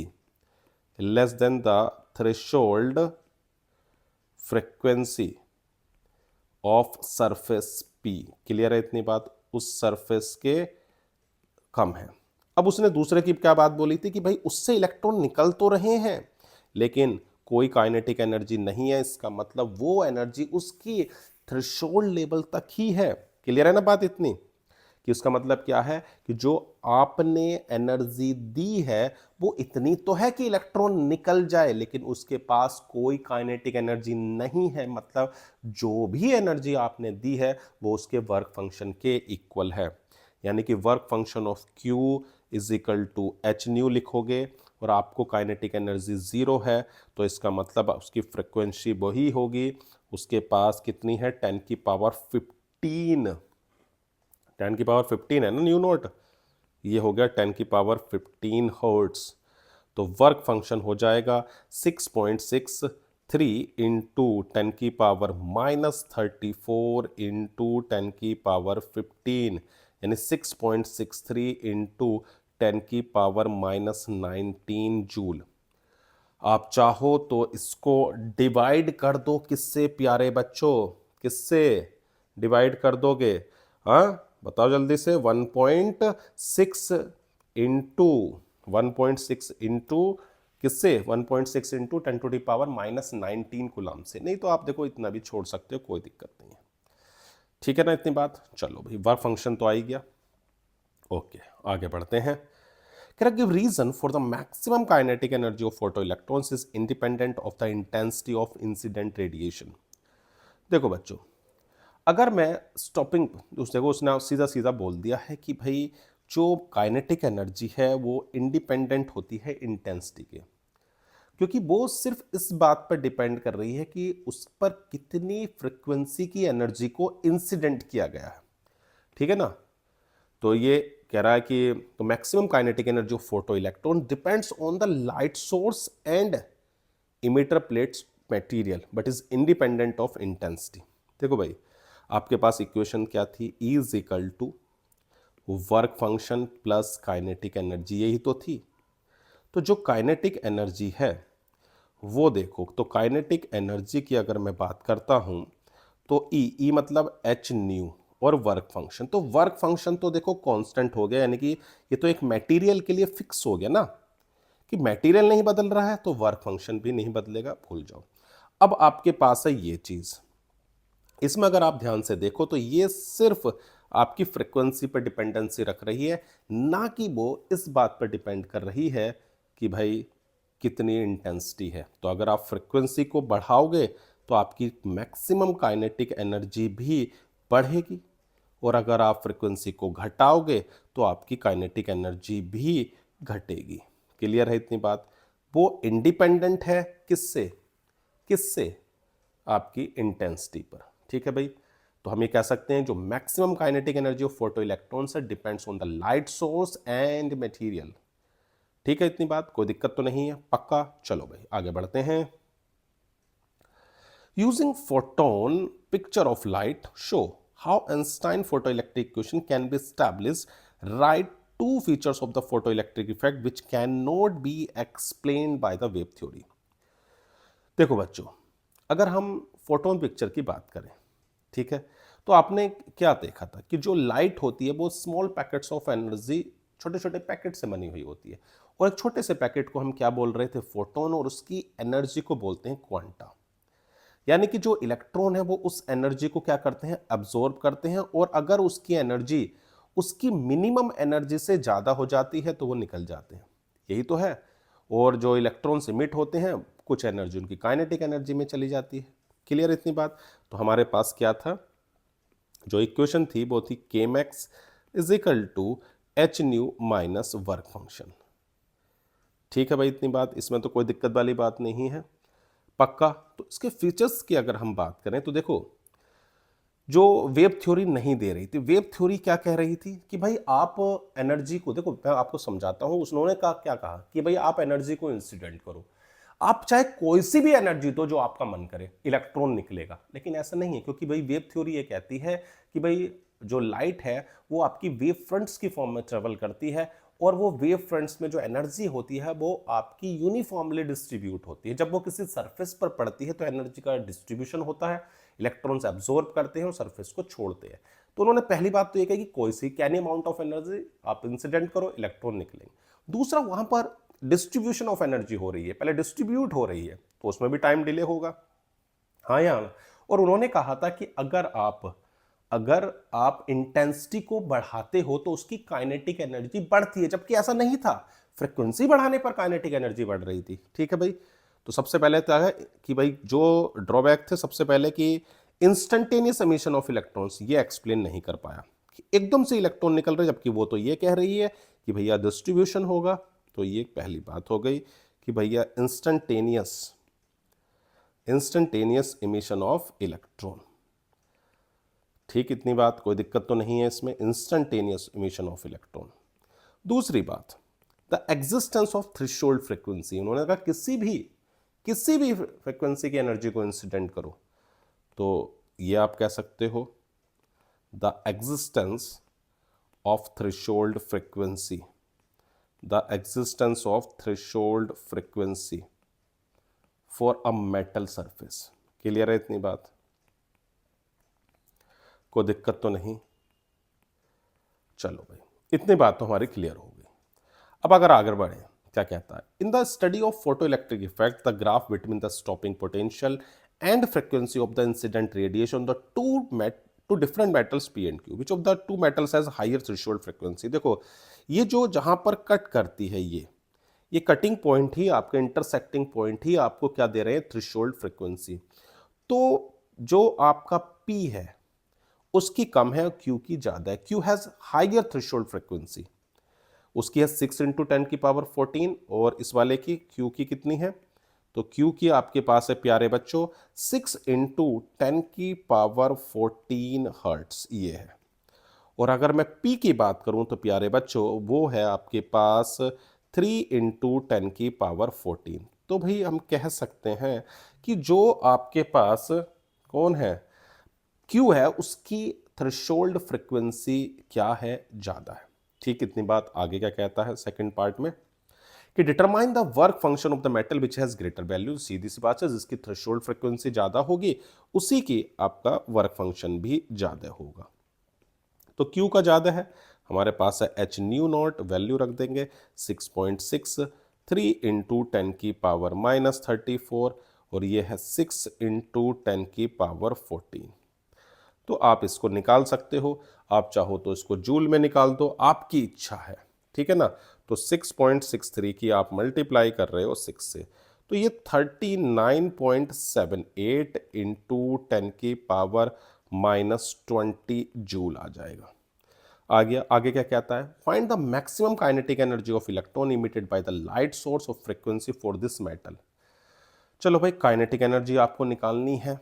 अगर ये दिया हुआ है तो देखो, काइनेटिक एनर्जी सीधी सी बात है, क्या होगी, तो H nu minus work function, यानी कि H nu minus h new not. तो एच तो कॉमन हो गया, तो ये है 8 इंटू 10 की पावर 14, और न्यू नॉट है आपकी 6 इंटू 10 की पावर 14, हाँ या ना। तो भैया 6.63 इंटू 10 की पावर -34 इंटू 2 इंटू 10 की पावर 14। बात समझ में आ रही है, तो आपको तो बस 6.63 की मल्टीप्लाई करनी है, किससे, 2 से आ जाएगा, तो लगभग 13.26 इंटू 10 की पावर -20 जूल, इतना आ गया। क्लियर है इतनी बात, कोई दिक्कत तो नहीं, देख लो अगर कोई दिक्कत हो तो बताओ। सब कुछ गिवन है आपको ग्राफ में, पक्का। चलो भी बढ़ते हैं आगे, क्या कह रहा है अपना next question, sketch the graph showing the variation of stopping potential with frequency of incident radiation for two photosensitive material A and B. ठीक है बच्चों, देखो एक बात आपको यहां तक क्वेश्चन करते करते समझ में आ गई होगी कि भैया photo electric equation, Einstein photo electric equation कितनी इंपॉर्टेंट है। न्यूमेरिकल भी आ रहे हैं, ग्राफ भी आ रहे हैं। ग्राफ में तुम्हें खास ध्यान रखना है कि भाई जिनके बीच में ग्राफ बनाना ना, उसको पहले वाई और एक्स की फॉर्म में रिप्रेजेंट कर लो भाई, सीधी सी बात है। ठीक है ना, जैसे इसमें देखो आपके पास स्टॉपिंग पोटेंशियल, ठीक है भाई, तो पहले के मैक्स लिख लो, कितना हो जाएगा, H nu minus h new not. ठीक है बच्चों, के मैक्स मतलब ई v not, E v not क्या है, स्टॉपिंग पोटेंशियल है, स्टॉपिंग पोटेंशियल है, तो ये हो जाएगा H upon E new, H upon E new not. ठीक है ना, क्योंकि हमें ग्राफ फ्रीक्वेंसी के साथ शो करना है। तो अब देखो कंपेयर करोगे तो y is equal to m x plus c से स्लोप जो है ना प्यारे बच्चों, ग्राफ तो कई बार आ गया है, ये स्लोप है एच अपॉन ई, और इंटरसेप्ट जो है वो निगेटिव है H new not over E. Clear है इतनी बात, इसमें तो कोई दिक्कत नहीं कि स्लोप आपका क्या है, एच अपॉन ई है।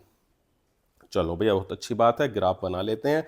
और हमसे कहा गया है कि ए की जो फ्रिक्वेंसी है वो ज़्यादा है किससे, बी से। तो जिसकी फ्रिक्वेंसी ज़्यादा होगी, सीधी सी बात है उसकी एनर्जी भी ज़्यादा होगी, हाँ या ना। उसने हमसे क्या बोला है, देखो ये सामने लिखा हुआ आपके पास, स्टॉपिंग पोटेंशियल तो है ही। उसने हमसे बोला है कि two photosensitive material A B having threshold frequency, threshold frequency किसकी ज़्यादा है, ए की थ्रेशोल्ड फ्रिक्वेंसी ज़्यादा है। ध्यान रखना ये जो न्यू नॉट है वो ए का ज़्यादा है। क्लियर है ना इतनी बात। चलो भाई अब अपना ग्राफ ड्रॉ कर लेते हैं, ठीक है ना। स्लोप तो दोनों का सेम ही होगा, उसमें तो कोई दिक्कत वाली बात नहीं है, ठीक है ना। स्लोप दोनों का सेम होगा। चलो भाई इसे थोड़ा सा सीधा करके बना रहे हैं। हाँ ये आपके पास, ठीक है ये। तो आपके पास एक तरफ है स्टॉपिंग पोटेंशियल, दूसरी तरफ है फ्रीक्वेंसी। तो देखो इंटरसेप्ट तो दोनों का ही निगेटिव है, हाँ या ना। इंटरसेप्ट तो दोनों का ही निगेटिव है, ठीक है। और अगर मैं बात करता हूं किसकी किसकी, हाँ बताओ कि भाई अगर आपसे कहा जाए कि भाई किसकी ज़्यादा है, एक सेकंड, हाँ देखो दोनों होंगी तो पैरेलली। तो हमारे पास ए की, उसने क्वेश्चन ने मेंशन किया था कि ए की थ्रेशोल्ड फ्रीक्वेंसी ज़्यादा है, तो ए वाला होगा ये, थ्रेशोल्ड फ्रीक्वेंसी ए की ज़्यादा है, ये ए और ये आपका बी है। तो ये ए और ये बी। क्लियर है इतनी बात, इसमें तो कोई दिक्कत वाली बात नहीं है, पक्का देख लो अगर हो तो दोनों ग्राफ हो गए। मैंने आपको बता दिया कि ग्राफ बनाने के लिए सबसे पहले क्या करो, जिन जिन दो क्वांटिटीज के बीच में ग्राफ बनाना है उसको y और x की फॉर्म में दिखाओ, फिर स्लोप और इंटरसेप्ट को देखो, फिर आप ग्राफ बना सकते हो। Does the slope the graph depend on the nature of material use.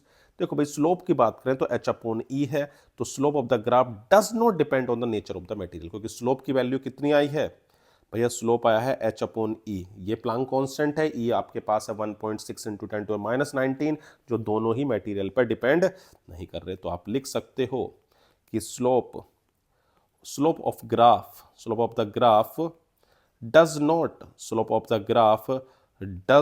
Depend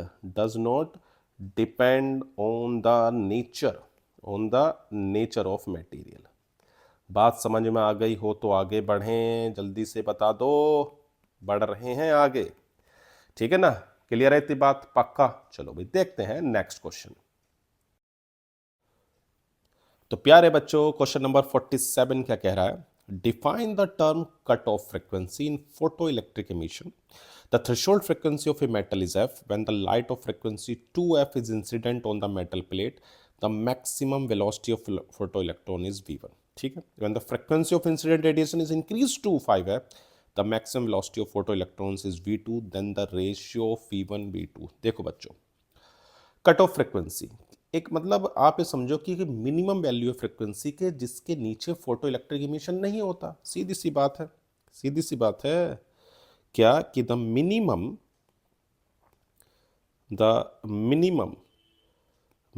value of frequency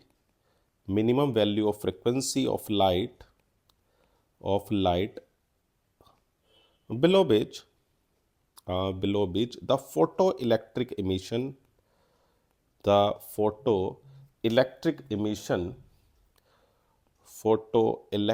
emission stops। ठीक है भाई, सीधी सी बात है, जिसके नीचे आपका क्या हो गया है, फोटो इलेक्ट्रिक इमिशन बंद हो जाए उसको आप नाम दे रहे हो कट ऑफ फ्रिक्वेंसी। क्लियर है इतनी बात, इसमें कोई दिक्कत तो नहीं है।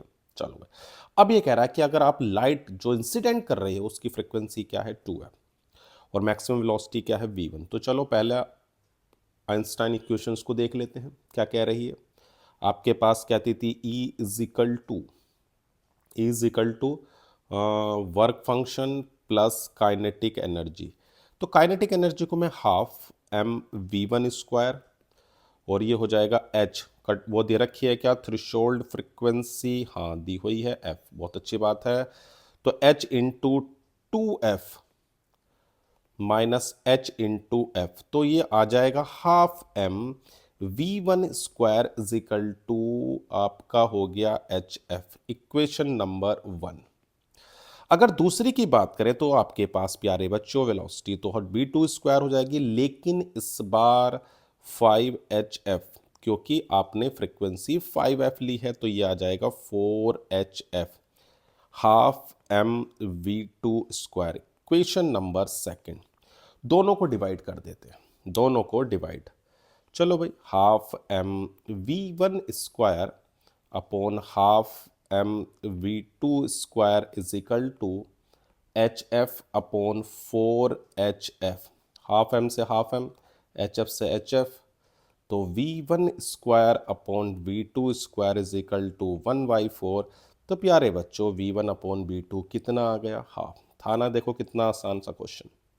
बस आपको फोटो इलेक्ट्रिक इक्वेशन आनी चाहिए, आप आइंस्टाइन इक्वेशन की मदद से इसको कर सकते हो। कोई दिक्कत हो तो बताओ, वरना तो आगे बढ़ रहे हैं। चलो भाई देखते हैं नेक्स्ट क्वेश्चन।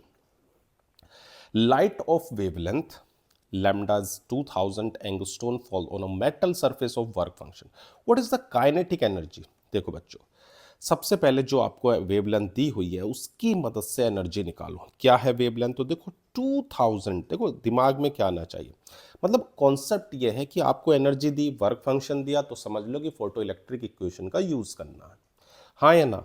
तो आपके पास तो वेवलेंथ है, और वेवलेंथ है तो एनर्जी भी है प्यारे बच्चों आपके पास, आप यूज कर सकते हो E is equal to s c upon lambda. चलो भाई, E is equal to s c upon lambda, यानी 6.63 इंटू 10 की पावर माइनस 34। C आपके पास होता है 3 इंटू 10 की पावर 8, और लैम्डा आपके पास है 2000 इंटू 10 की पावर माइनस 10। ठीक है भाई, अब इसे सोल्व करके जो भी आए, जो भी आए, मतलब देखो अब आपके पास क्या आएगा। अगर नीचे आप देखो तो आपको दिया हुआ, देखो ऊपर पावर में कितना हो जाएगा भाई, 10 और 8 18, 18 तो ये होगी, 34 में से 18 जाएंगे तो कितना बचेगा, 16, 16 ही हो जाएगा ना। क्यों भाई, अब आपके पास डिवाइड के लिए सिर्फ क्या है, 6.63 है, उसकी मल्टीप्लाई 3 से है, और 2 से आपकी, वो 2 से आपको डिवाइड करना है, तो ये 9.945 के आसपास आएगा, 9.945 ये आ जाएगा, हाँ या ना भाई। 6.63 की आप मल्टीप्लाई कर दो और डिवाइड करोगे तो आएगा 9.945, और इसको जब आप डिवाइड करोगे तो देखो ये आ रहा है आपका 10 टू डी पावर कितना हो जाएगा, -19, यही तो आएगा। हाँ भाई, इतने जूल। अगर इसे इलेक्ट्रॉन वोल्ट में बदलो प्यारे बच्चों, तो आपको डिवाइड किससे करना है, तो 1.6 इंटू 10 की पावर -19 से, तो ये आपका आएगा 6.2 इलेक्ट्रॉन वोल्ट। अब देखो एनर्जी तो आ गई, अब एनर्जी आपके पास है और भैया वर्क फंक्शन भी है या नहीं है, तो काइनेटिक एनर्जी कितनी हो जाएगी, दोनों को माइनस कर दो तो 6.2 माइनस 4.2 यानी कि 2 इलेक्ट्रॉन वोल्ट आ गई। ठीक, अब क्या कहता है, what will be the change in the energy of the emitted electrons if the intensity of light with same wavelength is double. देखो भाई, जो आपकी एनर्जी है इलेक्ट्रॉन्स की, वो डिपेंड नहीं करती, उसने बोला ना था what will be the change in the energy of emitted electron if the intensity of light with same length is double। अगर आप इंटेंसिटी को चेंज करोगे तो एनर्जी पर कोई फर्क नहीं पड़ेगा। ठीक है भाई, यानी कि energy of emitted electrons does not depend upon the intensity. जो निकलने वाले इलेक्ट्रॉन हैं वो सिर्फ इस बात पर डिपेंड करते हैं कि आपने कितनी एनर्जी को इंसिडेंट किया है। तो भाई हम ये कह सकते हैं कि एनर्जी रिमेन्स अनचेंज, हाँ या ना। सेकंड पार्ट में क्या बोल पा रहे हो, तो आप कह सकते हो जो इलेक्ट्रॉन्स निकल रहे हैं उनकी एनर्जी पर कोई फर्क नहीं पड़ेगा, एनर्जी रिमेन्स अनचेंज। बात समझ में आ गई, हाँ या ना। थर्ड क्या कह रहा है, अगर ये कह रहा है कि the same light fall another surface of work function 6.5 electron, what will be the energy of emitted electron. देखो भाई, आपके पास जो वर्क फंक्शन है अब कितना हो गया, 6.5 है, और आप जो इंसिडेंट कर रहे हो वो कौन है, 6.2 है, तो भैया इलेक्ट्रॉन ही नहीं निकलेंगे। क्यों? क्योंकि भाई इलेक्ट्रॉन्स तभी तो निकल सकते थे जब वर्क फंक्शन से ज्यादा एनर्जी हो।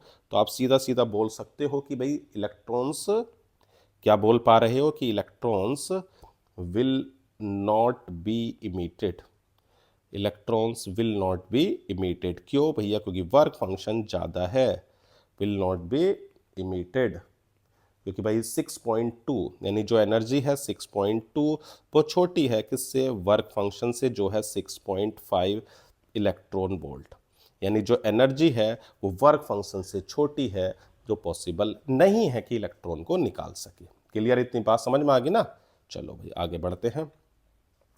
कह रहा टू स्टेटमेंट्स आर गिवन, वो given, one level as assertion and another level is reason. ठीक है भाई, तो select the correct answer to these question from the codes ABC as the given below। ठीक है, the photoelectrons produced by, the photoelectrons produced by a monochromatic light beam incident on a metal surface have a split in their kinetic energy।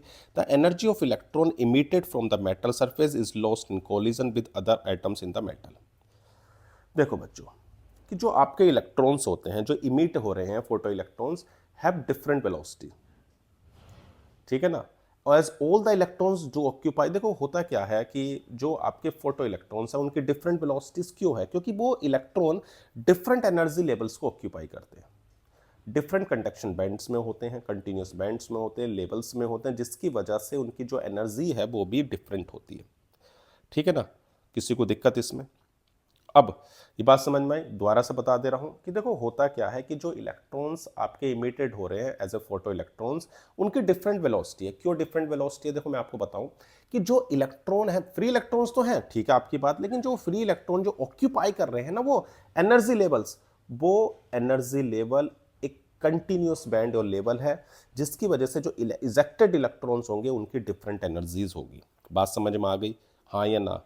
तो इसका assertion भी सही है और उसका reason भी सही है। तो हम ये कह सकते हैं कि भैया इसका जो आंसर होगा वो ए होगा। दोबारा से बता दूं क्या? बताऊं क्या? चलो भाई, क्या बताया कि जो इलेक्ट्रॉन्स इमिट हो रहे हैं एज ए फोटो इलेक्ट्रॉन्स, उनकी डिफरेंट वेलोसिटी है। क्यों डिफरेंट वेलोसिटी है? कि जो इलेक्ट्रॉन है उनकी सेम लेवल पर नहीं होते, वो एक कंटिन्यूस बैंड या डिफरेंट एनर्जी लेवल्स पर होते हैं, जिसकी वजह से उनकी एनर्जी भी अलग अलग होती है। क्लियर? इतनी बात पक्का? चलो भाई आगे बढ़ते हैं। कह रहा figure show a plot of stopping potential m not, stopping potential v not with frequency of incident radiation for two photosensitive materials M1 and M2। Explain why the slope of the lines is same। देखो भाई, अगर हम slope की बात करें line की, तो हमने इक्वेशंस, देखो ये किस किस के बीच में स्टॉपिंग पोटेंशियल, तो मैं पहले आपको आइंस्टाइन फोटो इलेक्ट्रिक इक्वेशन लिखता हूं। तो E इज इक्वल टू आपके पास क्या था, work function plus kinetic energy. Kinetic energy को ई वी नोट लिख सकते हैं और इसको लिख रहे हैं H new note minus work function. तो अगर आप स्टॉपिंग पोटेंशियल और फ्रिक्वेंसी के बीच में ग्राफ देख रहे हो तो देखो ध्यान से, जो स्लोप है वो ये है, यही तो है स्लोप। और स्लोप की वैल्यू क्या आ रही है, एच अपॉन ई, जो कि एक कांस्टेंट होगी। तो सबके पास एक कांस्टेंट क्वांटिटी आ रही जो डिपेंड नहीं कर रही है नेचर पर या उस मटेरियल सरफेस पर। क्लियर? अब क्या कहता है, for which material emitted electrons have greater kinetic energy for the same frequency of incident radiation. देखो जो बच्चों एम नोट है उसकी जो थ्रेशोल्ड फ्रीक्वेंसी है वो ज़्यादा है। ठीक है ना? क्या है? थ्रेशोल्ड फ्रीक्वेंसी क्या है? ज़्यादा है। तो जिसकी थ्रेशोल्ड फ्रीक्वेंसी ज़्यादा होगी तो सीधी सी बात है उसकी काइनेटिक एनर्जी भी कम होगी। तो हम ये कह सकते हैं जो मेटल एम है उसकी थ्रेशोल्ड फ्रीक्वेंसी स्मॉलर है, इसलिए उसकी काइनेटिक एनर्जी ज़्यादा। तो जो M1 है, M1 has smaller, M1 has smaller threshold frequency. So kinetic energy किसकी, M1 की ज़्यादा होगी काइनेटिक एनर्जी ऑफ M2 से। ध्यान रखना जहाँ पर ये इस एक्सेस को कट कर रहे हैं वो इसकी थ्रेशोल्ड फ्रीक्वेंसी को दिखाता है। जिसकी थ्रेशोल्ड फ्रीक्वेंसी ज़्यादा उसकी काइनेटिक एनर्जी कम। क्लियर? इतनी बात, कोई दिक्कत तो नहीं? हो तो बता दो, वरना तो भैया आगे बढ़ रहे हैं। चलो भाई, what is the wavelength of a photon of energy. देखो वेवलेंथ की बात हो रही है, आपके पास एनर्जी तो दी हुई है, आपने फॉर्मूला पढ़ा था E is equal to s c upon lambda. देखो कितना आसान सा क्वेश्चन है। H आपके पास है 6.63 इंटू 10 की पावर माइनस 34। C की वैल्यू भी आपके पास है 3 इंटू 10 की पावर 8। और भैया एनर्जी आपके पास है 3.3 इंटू 10 की पावर माइनस 19। अगर आप इसे सिंप्लीफाई करो तो देखो ये आएगा आपका, ऊपर तो हो जाएगा 19.89 इंटू 10 की पावर 27 यानी 7, नीचे 3.3, तो ये अप्रोक्स 6.03 इंटू 10 की पावर माइनस 7 मीटर आएगा। कोई दिक्कत तो नहीं है, बिल्कुल बढ़िया से समझ में आ रहा है। हो तो देखो आप बता दो पहले ही, ठीक है ना, वरना तो भैया आगे तो हमें बढ़ना ही है। चलो भाई नेक्स्ट क्वेश्चन क्या है। Photoelectric emission for a given surface of metal can take place when the value of a physical quantity is less than the energy of incident। देखो बच्चों, इमिशन तभी हो पाता है कि जब आपका जो वर्क फंक्शन है, वो छोटा होना चाहिए किससे, जो आप एनर्जी को इंसिडेंट कर रहे हो, सीधी सी बात है। तो physical quantity is less than the energy of incident, हम कह सकते हैं work function of the surface कम होगा अगर इंसिडेंट एनर्जी से, तो ही इलेक्ट्रॉन बाहर निकलेंगे, अदरवाइज नहीं। क्लियर बात, पक्का, बढ़े आगे। चलो भाई, the work function for a metal surface is 4.14 electron volt, the threshold wavelength. चलो भाई, आपके पास फॉर्मूला है, वर्क फंक्शन हो जाएगा h c upon lambda not. तो लैम्डा नोट आपको निकालनी है। क्या दिया हुआ है, वर्क फंक्शन। ये इलेक्ट्रॉन वोल्ट में है, तो सबसे पहला आपका काम है इसे जूल में बदलना। किससे मल्टीप्लाई करके, 1.6 इंटू 10 की पावर माइनस 19। ठीक है ना, एच की वैल्यू रख दो 6.63 इंटू 10 की पावर माइनस 34, 3 इंटू 10 की पावर 8, और ये आ गया आपका 4.14 इंटू 1.6 इंटू 10 की पावर माइनस 19। सिंप्लीफाई करना प्यारे बच्चों, तो पाओगे कि भैया सब कुछ कैंसिल होकर सिर्फ आपके पास 3000, या आप थोड़ा सा और देखो, सिंप्लीफाई अगर करोगे तो कुछ ये आएगा आपका 3 इंटू 10 की पावर माइनस 7 हो जाएंगे ना, 9 8 27 7, तो आप इसको 3000 एंगस्टोन भी लिख सकते हो, ऐसे लिख देना। क्लियर है इतनी बात, कोई दिक्कत तो नहीं है, आसान है ना बिल्कुल। चलो भाई आगे बढ़ें। चलो भाई, the figure show the variation of stopping potential V naught with frequency nu of incident radiation for 3 materials M1 M2 M3, the work function इतना। देखो बच्चों, मैंने आपको बताया था जहां पर ये x एक्सिस को कट कर रहे हैं वो उनकी थ्रेशोल्ड फ्रिक्वेंसी है। तो थ्रेशोल्ड फ्रिक्वेंसी किसकी ज़्यादा होगी, तो भाई हम ये कह सकते हैं कि भाई आपके पास इसकी थ्रेशोल्ड फ्रिक्वेंसी ये है, इसकी ये है, तो इसकी ये है। तो तीसरे की थ्रेशोल्ड फ्रिक्वेंसी ज़्यादा है। क्लियर है इतनी बात, किसकी ज़्यादा है, तो भैया थ्रेशोल्ड फ्रिक्वेंसी हमारी इसकी ज़्यादा है। तो इसी का वर्क फंक्शन का फॉर्मूला क्या होता है, W is equal to h nu मतलब ये, हाँ या ना। तो आप W लिख सकते हो या उसको आप 5 भी बोल सकते हो।